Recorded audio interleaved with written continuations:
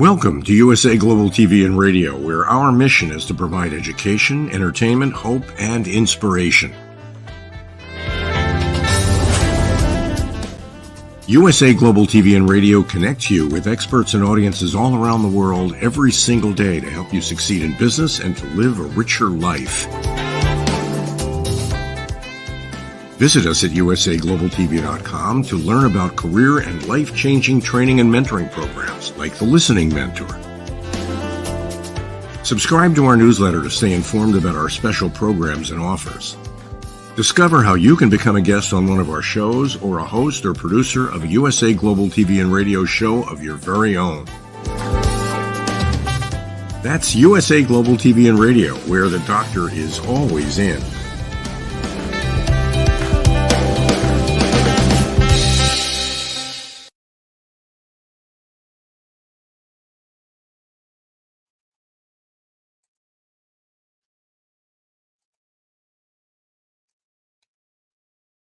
Hi, red.olaughlin here.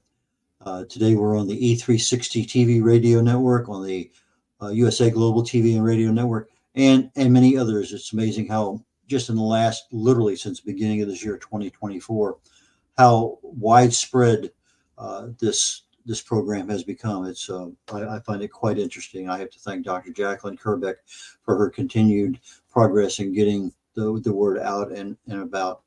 So with that, let me go ahead and bring up my slides and we'll get the introduction going and the show going today. Okay. First off, I'm not a doctor, never been in the medical or pharmaceutical area. At one point in time, I had a dream of being a chemist. I got my degree in it. Unfortunately, I didn't get a chance to practice it because I got an invitation to Vietnam. However, years later, and many years later, decades later, in the process of helping my wife overcome some chemotherapy she was going through at the time, I fell back in love with chemistry because I started researching, well, how does this drug affect you? And that led to, okay, well, what's going on at the cellular level in the body? What are the chemical reactions that are happening? And so I took my knowledge and started looking at it. Okay, well, this causes that to happen. Okay, can I speed it up? Can I slow it down? And so from that, I kind of branched out from an area that I was in prior to that into more in the health and wellness arena, but more into the research of why things happen in the human body. So I look for cause and effect relationships, and these causes and effect are from a chemical perspective. You add this to that, something happens. That's what I'll look at. And is there a way of stopping it from happening? That's even as important as the other one, because if you have a disease, you have something. Can we do something about it? If we're treating a symptom, you'll always be treating symptoms. You have to treat the cause of a problem to really and truly find something that's there.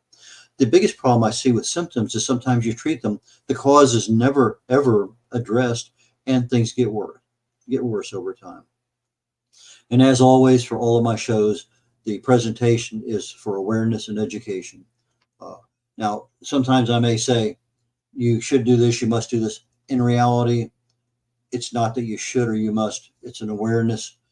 Take the information, go to your doctor, say, hey, I heard this, I saw this, I read this, and get a better understanding of your individual situation with the situation of whatever disease that you might have or health issue. Because a lot of times, like let's say I have high blood pressure. If I know that my high blood pressure could be caused by overweight or, let's say, lack of exercise, I could talk to my doctor and say, okay, I know it's a little bit high. Rather than go on the blood pressure medicine, what if I did this? What if I lost 10 pounds? You can check me again in a couple, 3 months and see if it's still a problem. And for most cases, they're going to write in their notes saying, allowing patient to lose weight or do exercise, rechecking again in 2 or 3 months. You give them an option. They have a legal and moral responsibility to treat a problem when they see it. You gave a treatment option that is probably acceptable. Now, if I said, hey, I want to go on phosphatidylserine or palmitoyl ethanolamide or some other weird chemical, and they're saying, I don't know anything about that. No, I have to do some research. Give them an option that is typically used to treat that problem. And that's what the show is about. We're trying to say, well, that's an interesting problem. Are you aware of this? And as you become aware, education follows. Uh, STEM, S-T-E-M is S-T-E-M is typically associated with colleges or career paths, and it's science and technology, engineering and manufacturing, mathematics. Uh, and they're really an acronym that I adopted here recently to say, can I use STEM, change what the acronym stands for, and say, are there issues there that affect my physical health and my longevity? So I look at STEM, stress, toxins, emotions, and mental, to say, how does it really affect me? So my talk today is we're introducing emotional health. Now, emotional health, and we think emotions, mental, they're all the same, but they're not. There's a major difference between emotional health and mental health. We've talked about it in the past, but today we're going to go a little bit more into what it is and how much of it I can control and how it affects me. So, so the mental health is the next part. That's the M part of STEM. Today we're on the E part, and we're going to see several things that are connected, and we're going to get into the detail down the road. But our mind and our bodies are connected, and they're connected through our mental health, but they're also connected through our emotional health. So the physical health is our body talking to us primarily. Our mental health is the brain talking to us primarily. Our emotional health is our overall well-being. Okay, so you ask the question, that sounds good. What is overall well-being? Well, that's our state of being comfortable, being healthy, being happy. Uh, and if we're healthy and happy, generally we're pretty good at just about anything. Uh, so you ask yourself, how do you manage or express your emotions so that you're happy and healthy all the time? Well, that requires a lot of balance, both physically from hormones and other issues we'll get into. Our ability to cope, well, okay, fine. If I take a big breath and hold it for a few seconds, does that help me de-stress a little bit? All sorts of things are going on in our emotional world, and a lot of it's a stress issue. A lot of it's an educational or awareness issue. I wish I had known that. I could have maybe done something about it. A lot of it might be an imbalance issue of a nutrient or a hormone or something. So as we look at the emotional side of things, we find out that, the mental and emotional side of our health is not as easy to quantify into physical parameters as, say, blood pressure or sodium or blood sugar or something else. We have something that's not quite as easily identifiable. Well, what caused that? What can I do about it? So we find out we're in a not so scientific world.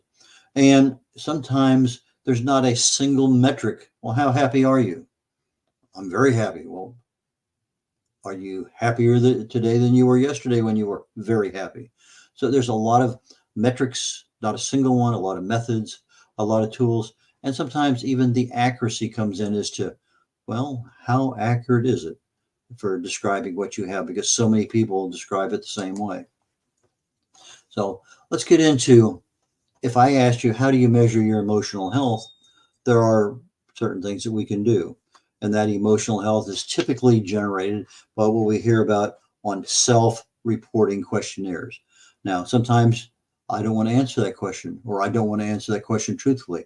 Maybe it's embarrassing. I don't know. Sometimes we have a standardized test and they work well for some kinds of things, but that really doesn't apply to me. So sometimes questionnaires are not necessarily the best. And we see tests. I saw a test here recently, and it was based on 8,000 people over 16 years. And all it was questionnaires that had been sent out asking them about their health over the last so many years. And I have to say to myself, do I really trust that? Are these things really being interpreted properly? Are people reporting things right? A lot of issues there with self-reporting questionnaires. Now, I can take a look at a questionnaire, but I can answer that thing two different ways. I don't have somebody to ask the question, well, what are you really asking here in this question? But a lot of these self-reporting standardized tests and questionnaires are dealing with some aspects of stress, resilience, and satisfaction. Now, I can look at happiness. Happiness, if I ask the question, what's the happiest country in the world? Well, that's been asked before and been answered. And typically speaking, most people say Denmark is the happiest country in the world. Why? Because in their culture, expectations mean a lot. And so their expectations are typically a lot lower than other places in Europe and other places in the world. And if your expectations are met consistently, you're happy. I mean, there's other definitions for happiness, but expectations is a major part of it. If my expectations are up here above my head and I can't even get a breath of air because I can't get my nose high enough to get to the expectation level, I am not happy because I can't meet my expectations. So, from an expectation level, that is one definition of happiness. I think it happens to be a very good one. So, if I'm happy, my expectations are being met. Am I setting my expectations too high? Possibly. That might be a reason. So, the answer is let's take a look at what your expectations are. Are they reasonable? Are they clarifiable enough that you can actually measure something?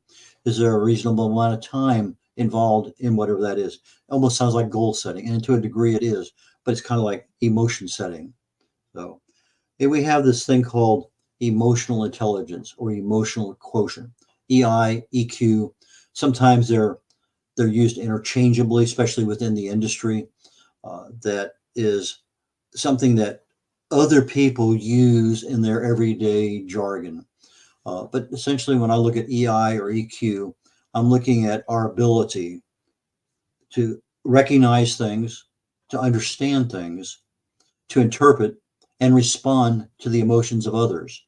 So, in other words, it's now me against the world. Well, not against the world, but it's me responding to the world. And if, let's say that it's take something easy, like a couple football teams in the same state.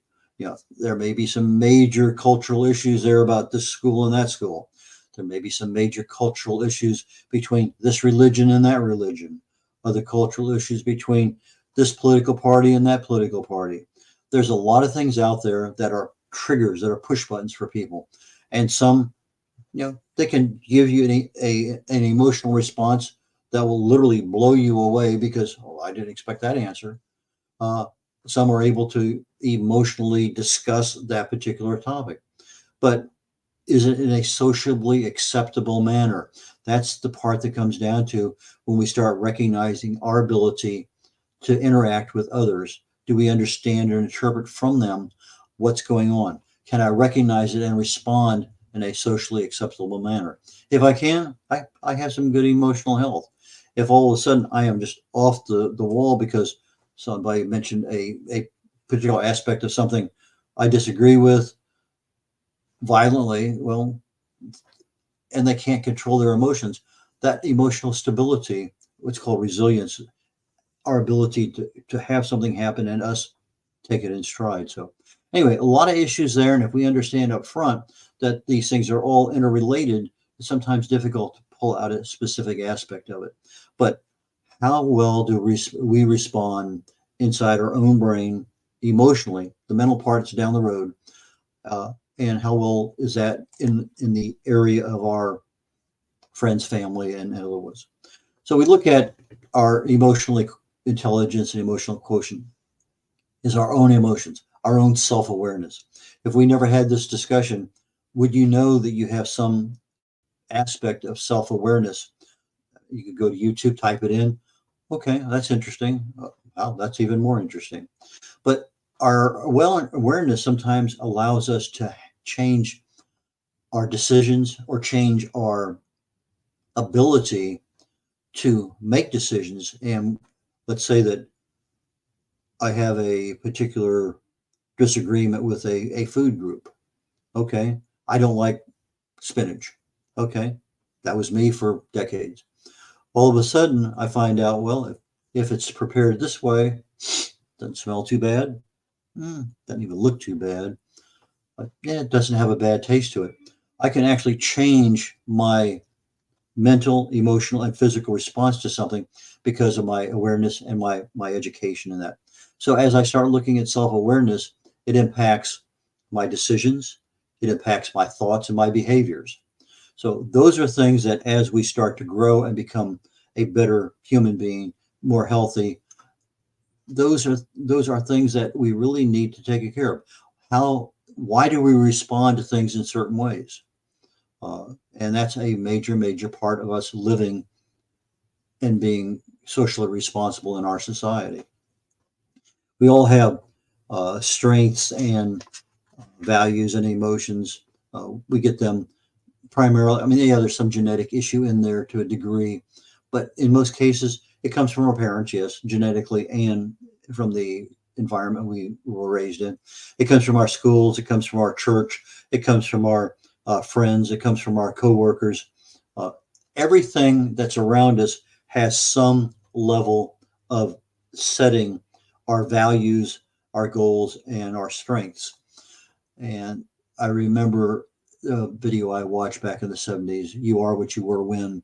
And Morris Massey, I think, is the guy who did it, Dr. Massey. And he talked about our values are set because of when we were raised at a certain age. And in the 30s, that whole decade was raised the same way. 40s, pretty close to the same thing. But until the 50s, all of a sudden we found out that it wasn't a decade worth of values. Things were happening at a much greater pace. Technology. And as you started getting into the 60s and 70s, it became down that you could have two kids a year apart and their values are totally different because of the aspects of everything around us. Uh, Self-regulation. Um, that is something that's interesting. How we control our emotions and our reactions. I remember flying over off of Vietnam, off the coast, and occasionally you'd hear somebody come up. They have this particular frequency on the radios. It's called guard, and it just broadcasts to the world. So you're flying, you're always monitoring guard, and sometimes you would hear something come up that somebody was a missile heading their way, and you would hear, "Okay, I'm hit. Lat long, my latitude, my longitude, my heading, my speed, whatever it may have to be." Somebody is very controlled about their response to an emergency that's going on, that they're either getting ready to bail out or they're crashing their aircraft or whatever. And we see this all the time. We have controlled responses and reactions to things. Other people, uh, they're not the same, and we react to.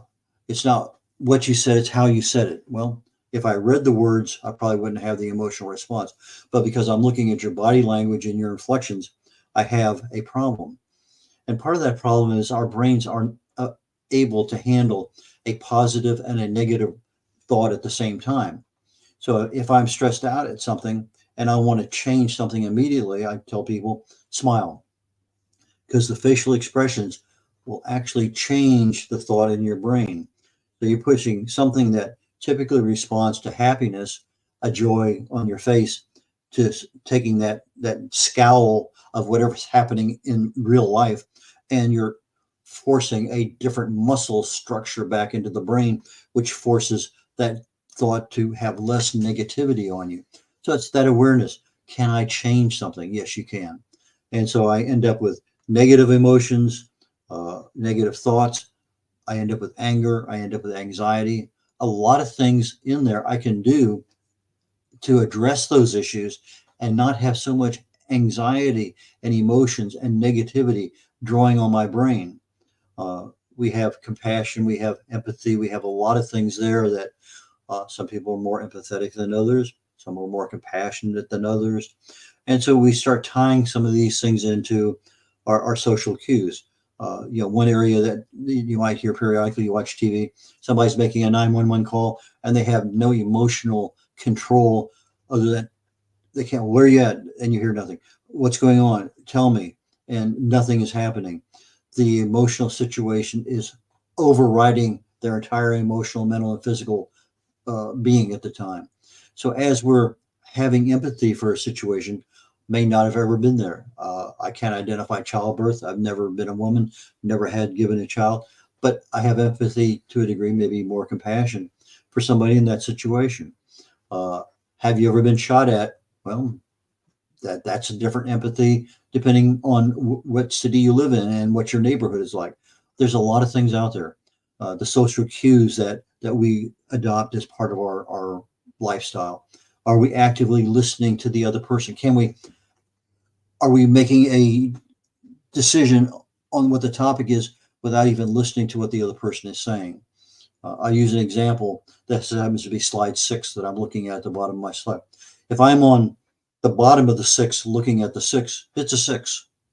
If I take myself around the table and I kept that slide 6 still facing the same way, now I'm looking at an upside down word that's slide that I can't read, but the 6 becomes a 9.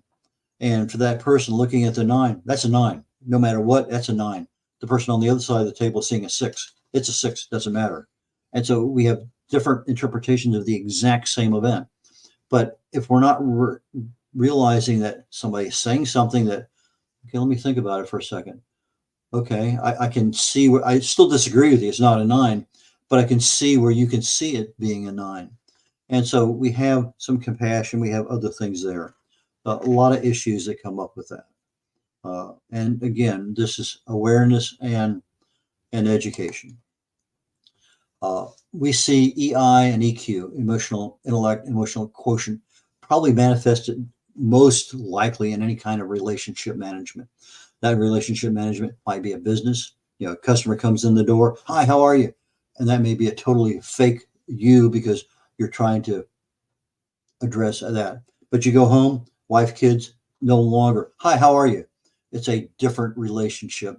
You have your familial, you have your fam, whatever. The relationship should be the same of whether it's the management, your employees, your students, whatever it is, your spouse, those all should have the same equal emotional response, but they don't. We end up with emotional quotient measuring our ability to have a relationship, to manage it properly. How well do we communicate? Is it something I can read and not get emotionally upset? Or is it the way you said it? Is it the body language, the inflections, the snippiness of it, whatever it may happen to be? How well do you resolve conflicts? Conflict resolution is almost a science. You get FBI people, they're negotiators. There's a big conflict there. There are certain things that trigger a response. There are certain things that de-trigger a response. And when you look at those things now, they're very adept at looking at the facial expressions. Is that person lying to me or not? Lots of things go into this overall relationship management, our ability to communicate, our ability to resolve conflict, but also our ability to work as a team, our ability to collaborate with other people.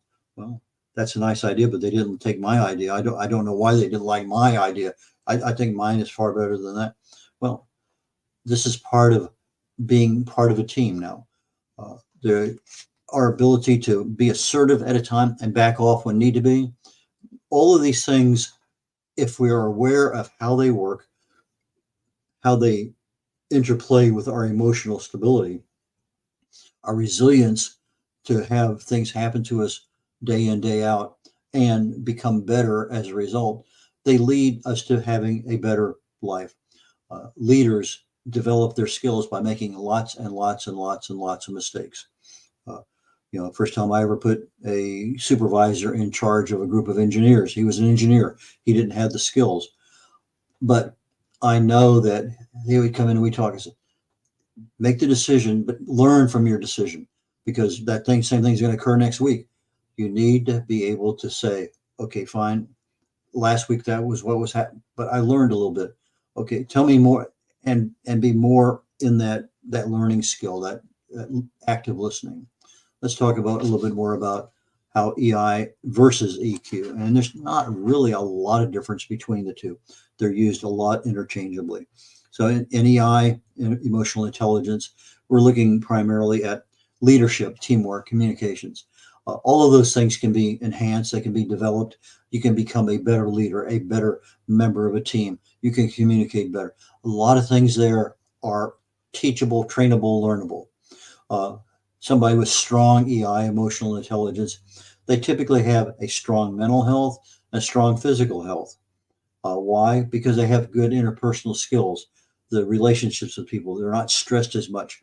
Their well-being, their happiness, all of those things that add to a happier, more healthy life are encompassed in that when you have strong emotional intelligence. Better self-awareness, better self-regulation in regard to that particular thing, because when you start becoming aware of things, let's say that, in 1994, I switched off of Coke and went to Diet Coke because all of a sudden I became aware of how blood sugar was affecting what was going on. Empathy sometimes is a little bit harder, but getting a better relationship starts with understanding you as much as the other person. So if we're looking at becoming a better person in life, a healthier person in life, emotional intelligence is one area that we can use to do that. And I'm looking at the timing right now, and I don't think I want to go to the next one. No, I think most of that's going to be good for next time. So next time we get back together, we're going to talk a little bit more about emotional intelligence, emotional quotient, and what we can actually do to become better. How do these things affect us from a health perspective, and what can we do about it? So with that, I look forward to seeing you all next week. Again, red.olaughlin here on the USA Global TV and Radio Network and on the E360 TV network. Take care. Bye now.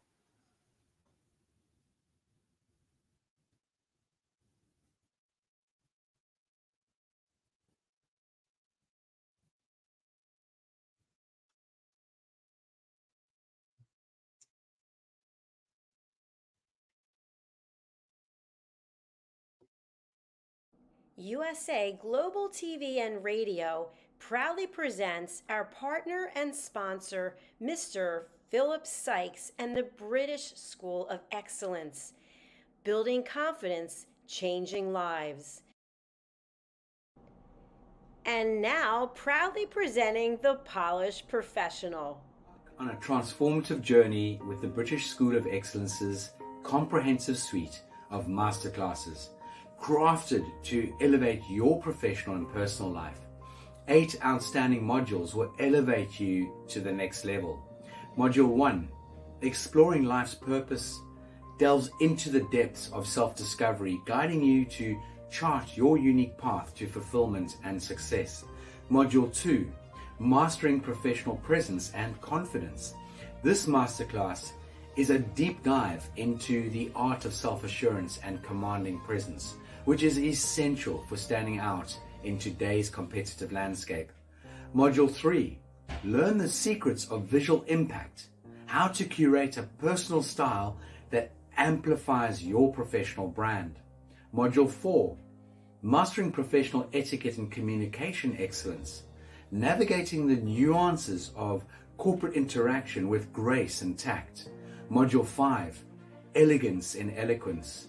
We impart powerful techniques to captivate and persuade any audience with your oratory skills.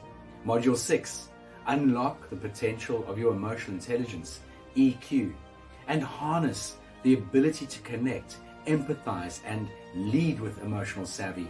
Module 7, Mastering DISC, building a gateway to understanding behavioral styles, fostering better personal and professional relationships. Module 8, Mastery in Dining Etiquette, building your confidence to perfect the subtleties of dining with finesse, enhancing your social savviness at any table. Step into the Polished Professional program where poise, elegance, and excellence aren't just taught, they're instilled for life. Join us to redefine your potential and polish your professional edge. To learn more, go to thebritishschoolofexcellence.com. The British School of Excellence are investors in people. Let us invest in you. Women of the Caribbean and around the world, are you tired of the status quo? Tired of barely making ends meet? Tired of giving maximum effort for minimum results? Are you in need of change, a fresh start, a new outlook, a new perspective? It's time to break through. Join us along with women from around the world at the Empower Her Escape, a 5-day all-inclusive royal cruise to the Bahamas and Florida. Connect with world leaders and influencers and begin afresh your journey to more.